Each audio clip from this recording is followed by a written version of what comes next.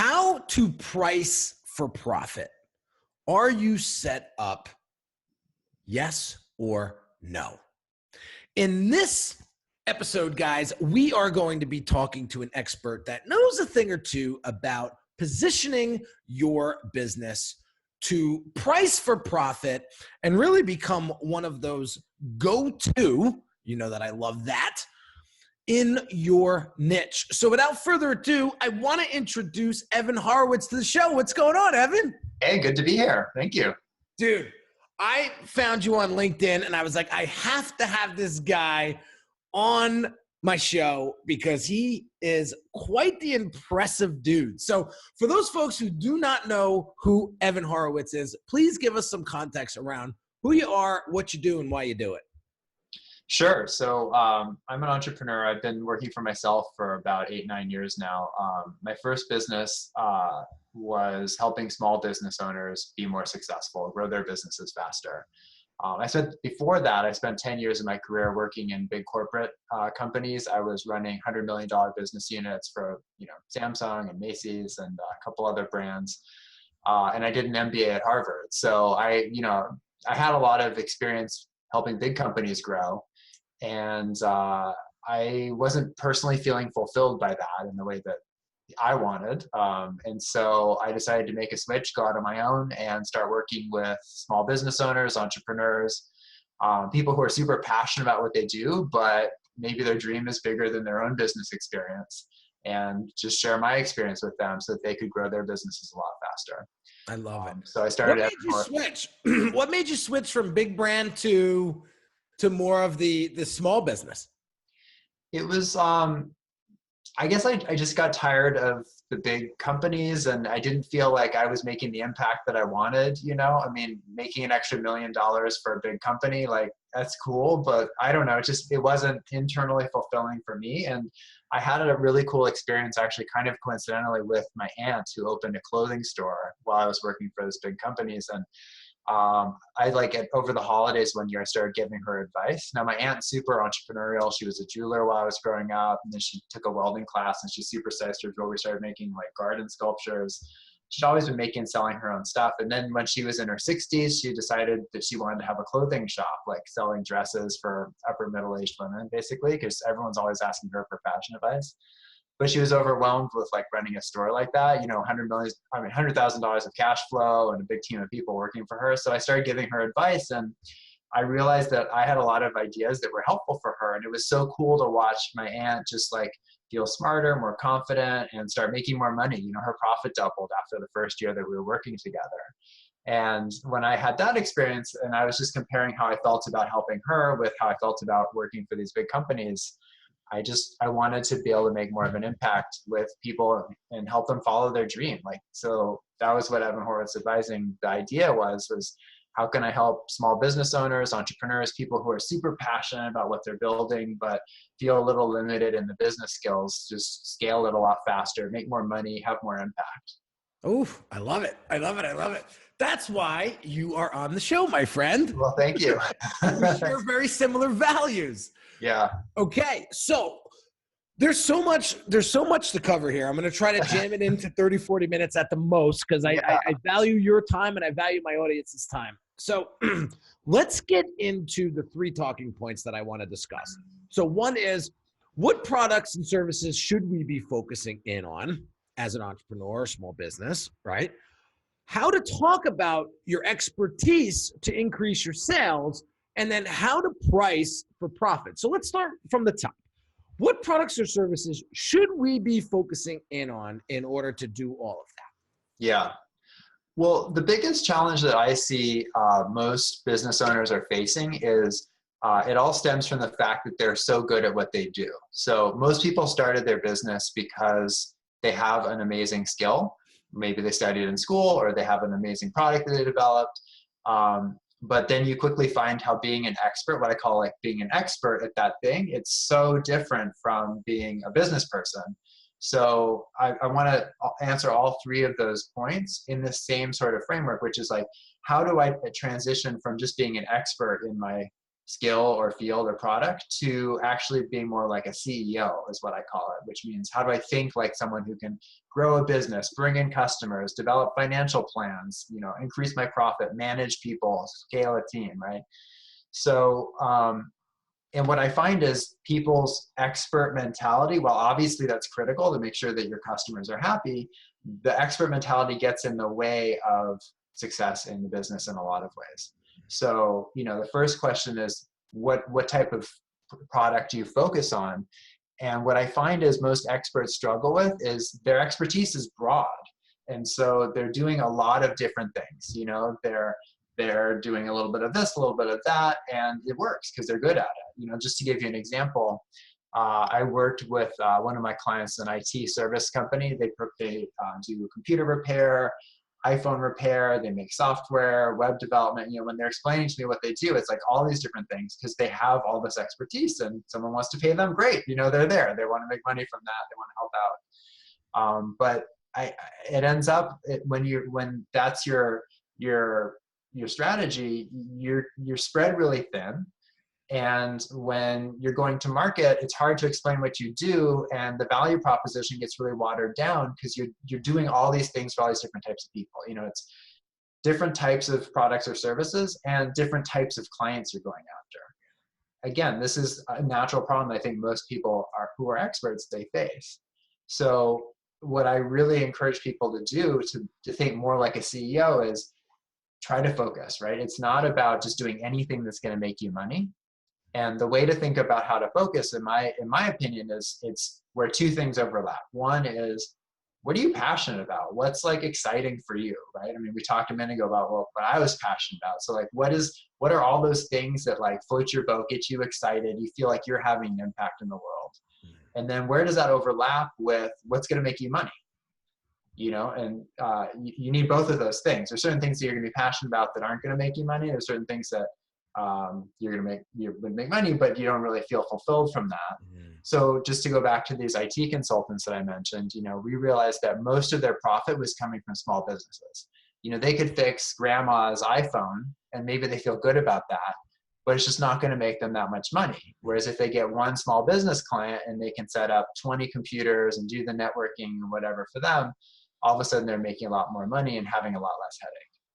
So, to summarize, like, focus your time and energy on a small area of your expertise that's going to do two things. One, be fulfilling for you personally, and two, be profitable for you business-wise. I love it. I love it. I love it. I love it. So now how do we go about doing that without sounding like, excuse me, without sounding like, you're an egotistical maniac?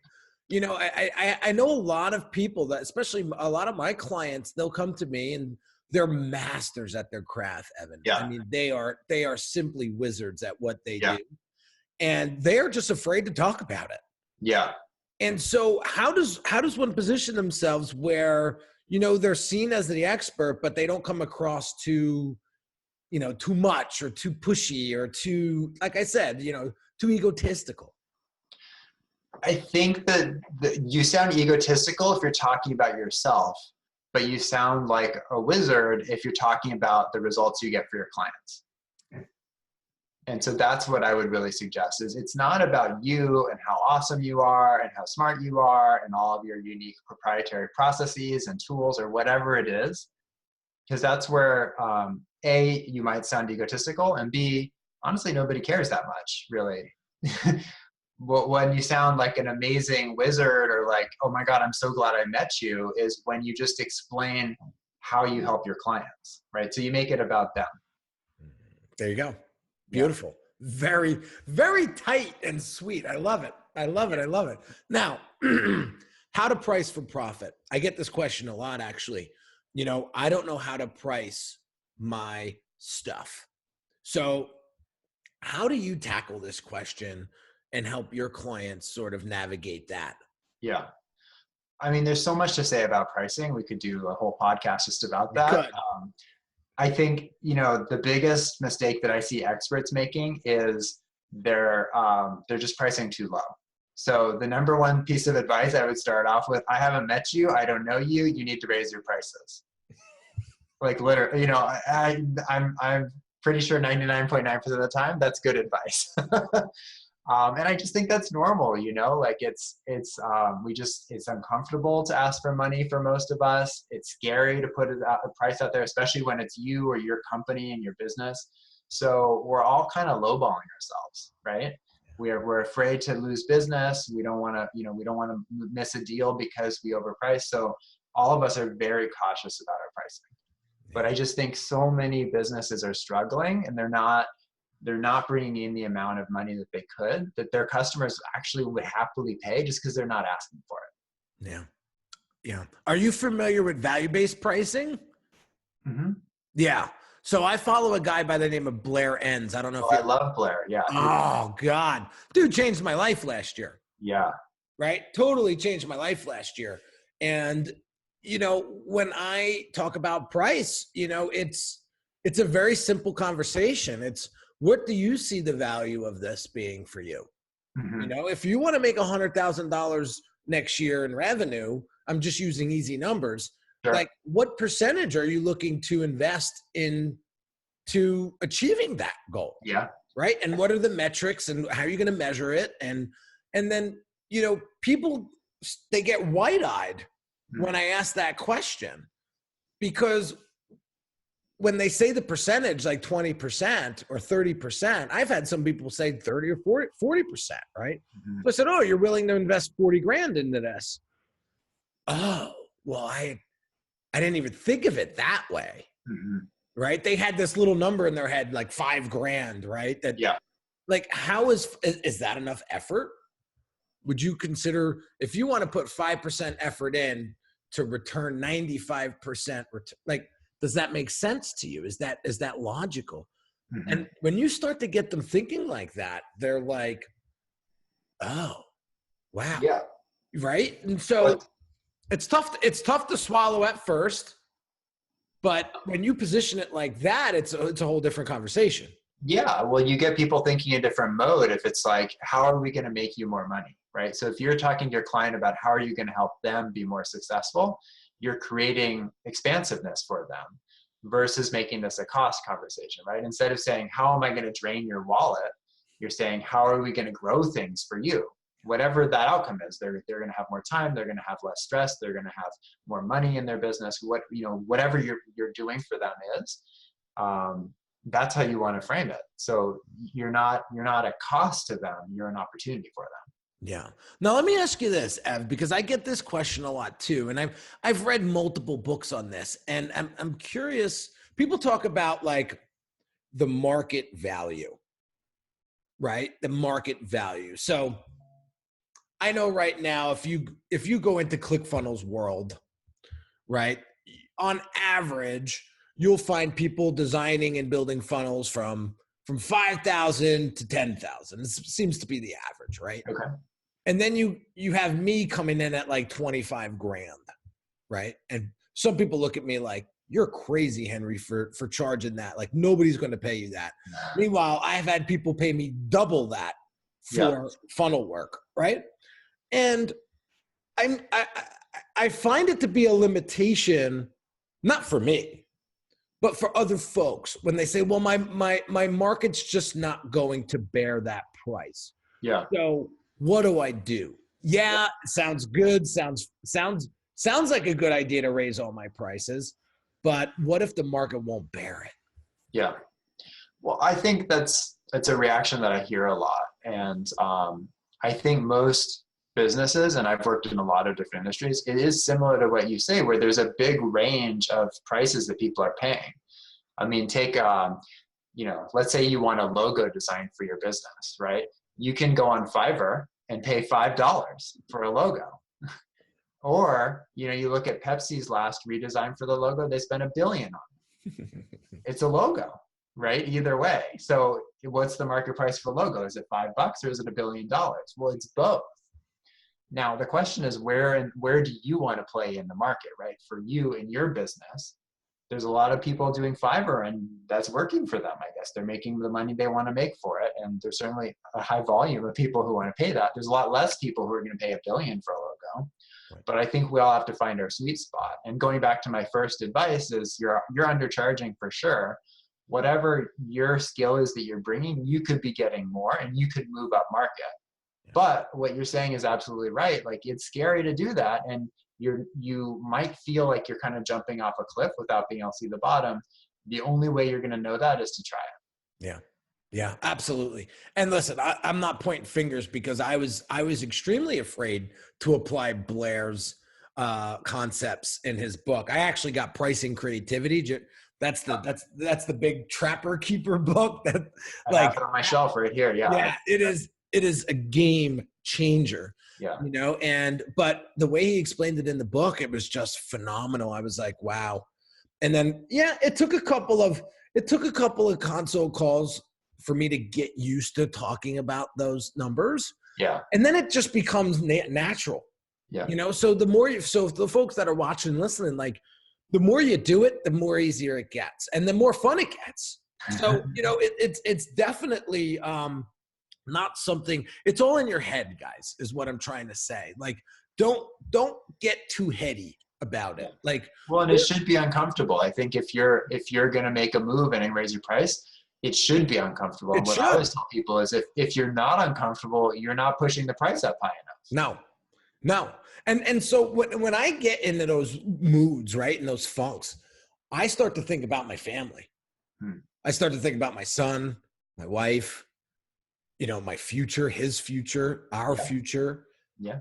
And nobody's just going to give you what you want on a silver platter. Like, you have to get out there and earn it and own it and work for it and be, not say hard on yourself, but like hold yourself accountable. Right. And so the next time you're thinking of, oh, maybe I should just do it for this price, and think about what you're taking away from your family. Yeah. Or yourself. And I hate to say it, I'm not trying to be selfish here. Don't get me wrong here, but we have to really think this way. Do whatever it takes to get you to talk about those numbers. I mean, I remember when I was practicing with my coach, I would sit in the mirror. My wife thought I was insane, but I would sit in the mirror and I would say, this is a $10,000 investment. This is a $10,000 investment. And I would say it a dozen times. And I tell you, by the 12th time, it got really easy for me, for me to hear it and for it to come out of my mouth. My wife was like, you're losing your mind. I go, nope, I'm doing this all a favor. Yeah. And eventually it just comes out, it's just super smooth. And people are like, okay, they're either in or they're not. You know what I mean? So, well, they're going to key off your confidence. If you say, look, this is the $10,000 investment and people make this all day, every day because it's a great investment, they're going to feel that. If you're like giggling awkwardly when you say $10,000, you know, like they're going to key off of that. So exactly. Yeah. People can smell that from a mile away. Yeah. You know? And so I always say people buy your confidence first. You know, people want to be able to know that if they jump in a foxhole with you, that they're going to be okay. Right. And so I always have that mentality, you know, going into business and going into, cause I'm very picky with my clients these days. You know, I've been doing this for 13 years. So I worked with tons of great clients. I've worked with not so great clients, and it's nobody's fault, just the wrong fit. Right.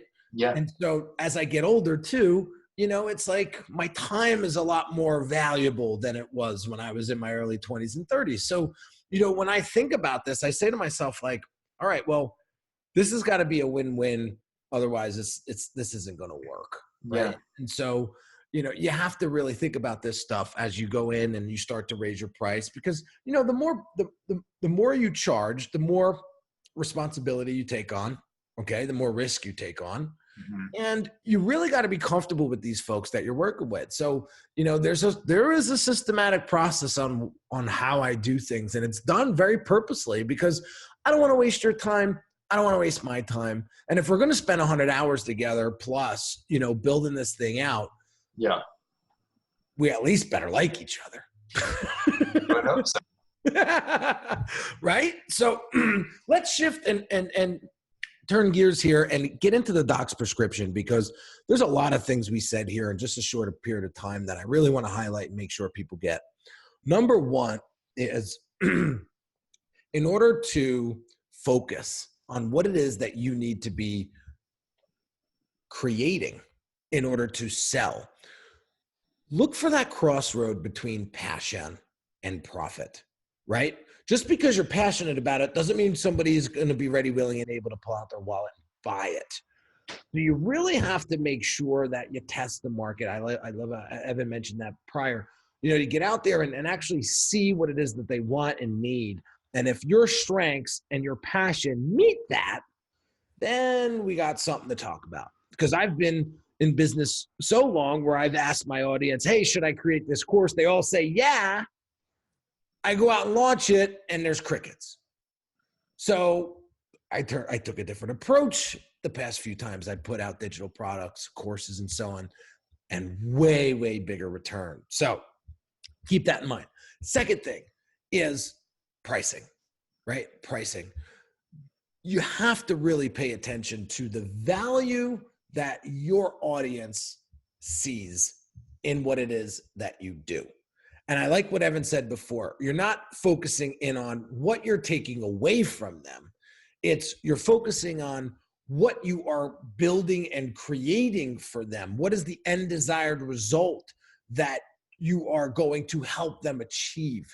Focus the conversation there, right? And then you'll see a huge shift in how you communicate with your prospects. And I love what he said when it came to how do you talk about your expertise without, sounding a bit much, if you will. And when he said, focus on the person, focus on the benefit that they are going to get from working with you instead of talking so much about yourself. We've all been to those cocktail parties where the guy or gal doesn't shut up about themselves. And we're sitting there going, when are they going to leave? So don't be that guy or gal, right? Focus on them and you'll see a huge shift you'll be the most interesting in the room because you are the most interested. That was something that was told to me long, long time ago and it just stuck. So with all that said, let's get into the questions from the community segment. And so today there's a question that states, how do you handle the why should I hire you question? I'm sure you've gotten that before. People want to know, why should I spend the big bucks on you, Henry, when there's other people that do it cheaper? And so the way I would answer that, I have a couple different ways to answer that, but I want to leave some time for Evan to answer it as well. But the fun answer I like to give is, I don't know. Why should you hire me? That's good.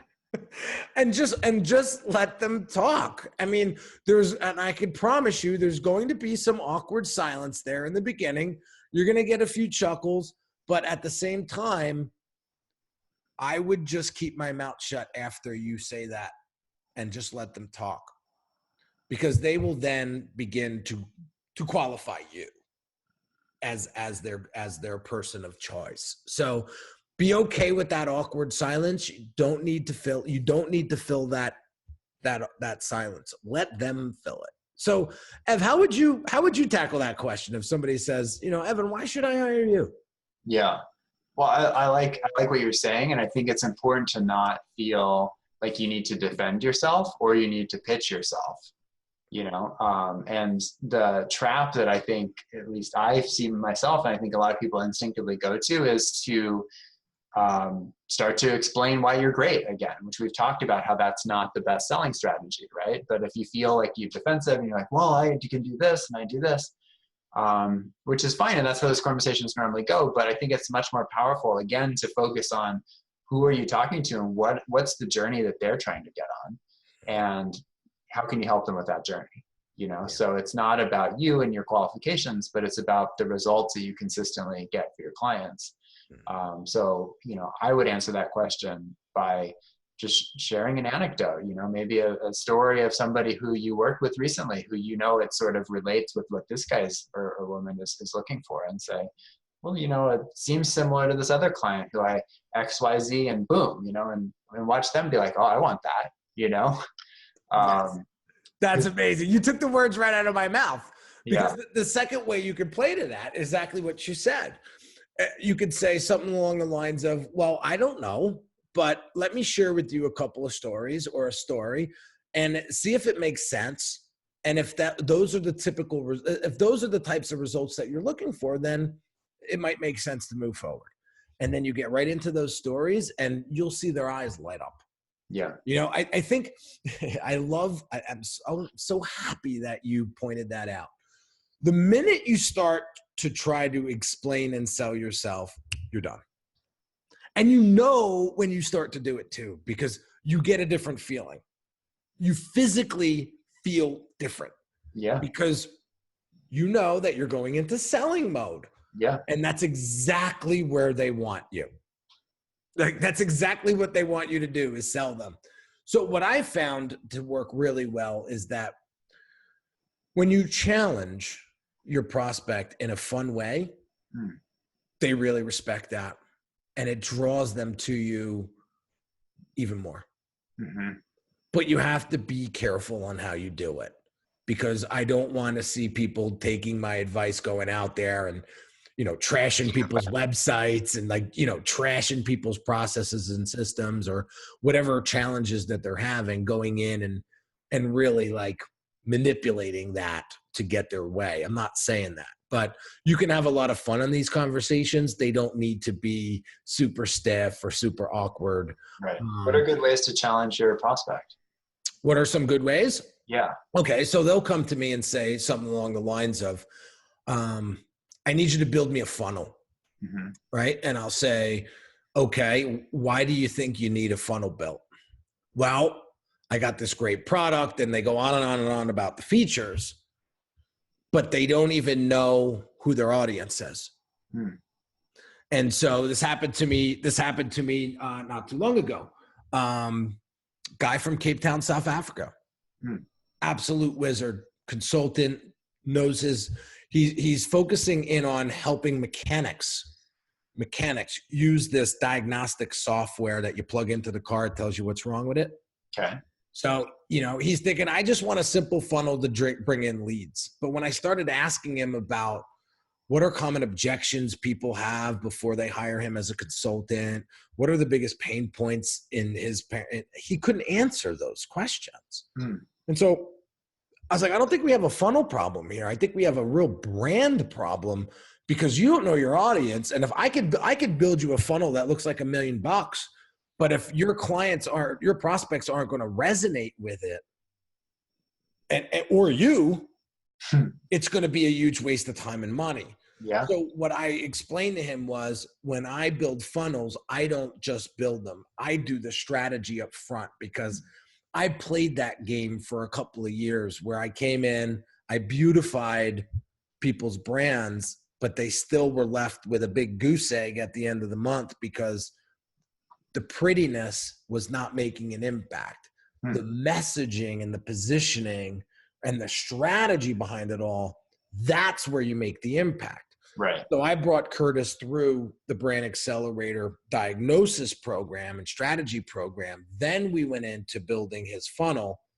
Night and day experience. So that's where you challenge them, because I say, I don't think you need a funnel here, my friend. I truly think you need a solid foundation first before you build anything.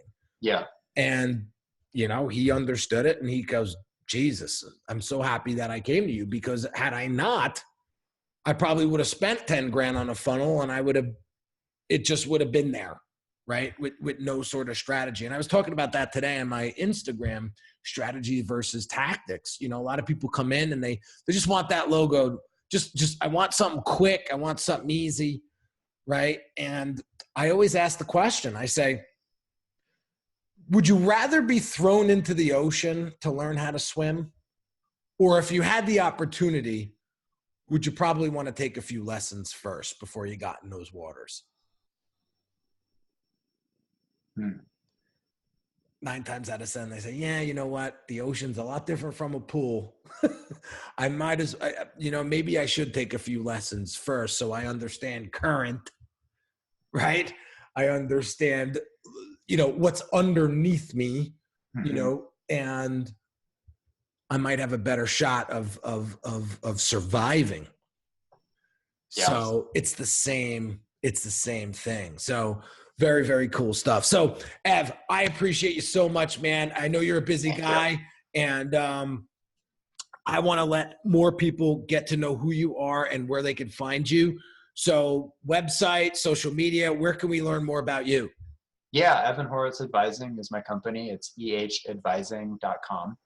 And all my info's there. You can go there and download a free ebook that I have. It's called 4 Secrets to Growing Your Business Like a CEO.